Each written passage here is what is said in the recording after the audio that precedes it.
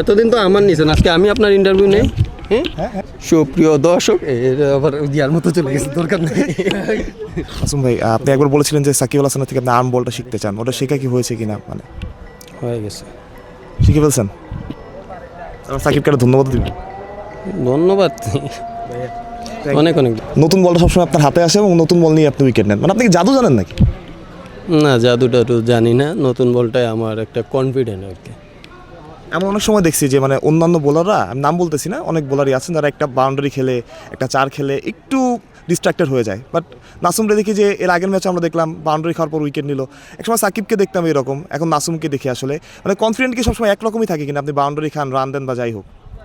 আমি যেহেতু বলার, আমার তো বাউন্ডারি খাবোই আমি, মানে ওইটা তো খাবো। ওরাও তো ব্যাট নিয়ে নামে ভাই, আমি যে সব সময় ভালো করবো তা তো না, মানে ওরাও তো ব্যাট নিয়ে নামে, তো বাউন্ডারি তো খাইতেই হবে। বলার হয়েছে, আমার তো মার খাইতেই হবে। নাসুম ভাই, মানে আপনি তো সিলেট টাইটান্সে খেলছেন, আর নিজের এলাকায় খেলছেন, এলাকার টিম খেলছেন, এটা কি আসলে বাড়তিভাবে কোনো অনুপ্রেরণা দেয় কিনা যে নিজের এলাকাকে প্রতিনিধিত্ব করা, নিজের বিভাগকে প্রতিনিধিত্ব করা?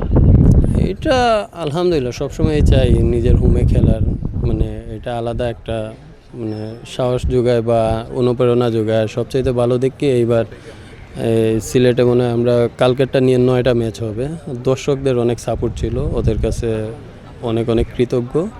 আমাদের এই ঠান্ডার মধ্যে এসে আমাদের সাপোর্ট করছে, খেলা দেখছে, অনেক কৃতজ্ঞ ওদের কাছে। নাসুম ভাই, আপনাকে আমরা যেভাবে চিনি, একজন ক্রিকেটারকে চিনি মুস্তাফিজুর রহমান। মুস্তাফিজুর রহমান আসলে আপনার কাছে কীরকম আর কি? আপনার সাথে মজা করে একটু কোনো মজার ঘটনা যদি শেয়ার করতেন।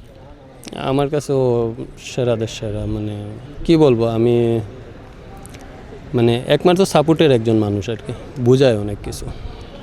ভাই, যেমনটা বলছিলেন যে অনেক কিছু বোঝায় মুস্তাফিজ, বাট আপনার কাছে এখন অনেকে অনেক কিছু শিখতে চায়। আপনাকে সিলেটের অনেক মানুষ আইডল মানে আসলে, মানে যারা সিলেটের ক্রিকেটার আছেন, এই স্ট্রাগলটা আসলে আপনার জন্য কতটা কঠিন আর কি? মানে আপনি দেখা যাচ্ছে অনেক পরে ইন্টারন্যাশনাল ক্রিকেটটা শুরু করেছেন। না আসলে দেখেন, আমি সবসময় তো মানে মাঠে থাকার চেষ্টা করি আর কি। যখনই অনেক প্ল্যান থাকে, আসবো না, 2টা দিন পরে আসে এসে, তো এই যে যাদের কথা বলতেছেন আর কি, আমি ওদের নিয়েই প্র্যাকটিস করি আর কি। ওরা আমাকে পাইলে অনেক খুশি হয়। বিশ্বকাপ দলে আছেন, আসলে লক্ষ্যটা কি থাকবে এবার? দলগত লক্ষ্যটা, আপনার ব্যক্তিগত লক্ষ্য আমি জানি সবসময় ভালোই থাকে, দলগত লক্ষ্যটা কি যে আমরা সেমিফাইনাল খেলতে চাই, ফাইনাল খেলতে চাই? না, এগুলো আগে বলা ঠিক হবে না। ইনশাল্লাহ আমরা ভালো ক্রিকেট খেলবো এবং সবাই দোয়া করেন যাতে দেশের জন্য ভালো কিছু করতে পারে। সিলেটে খেলছেন, সিলেট টাইটান্সের টিমে এখন আপনাদের মানে আপনাদের কি মনে হয় যে আপনার এই দলটা চ্যাম্পিয়ন হওয়া সম্ভব? ইনশাল্লাহ, ইনশাল্লাহ, কেন আশা হারাবো কেন?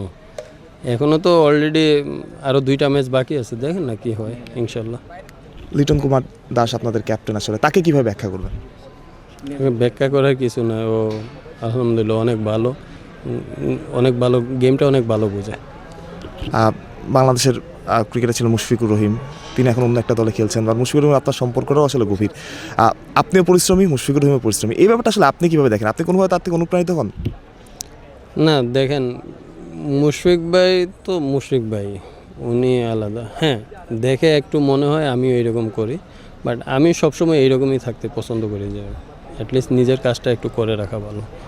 আর ইদানিং এটা আরেকটু চেঞ্জ আসছে, মানে আরেকটু মানে অ্যাক্টিভ হয়েছে আর কি।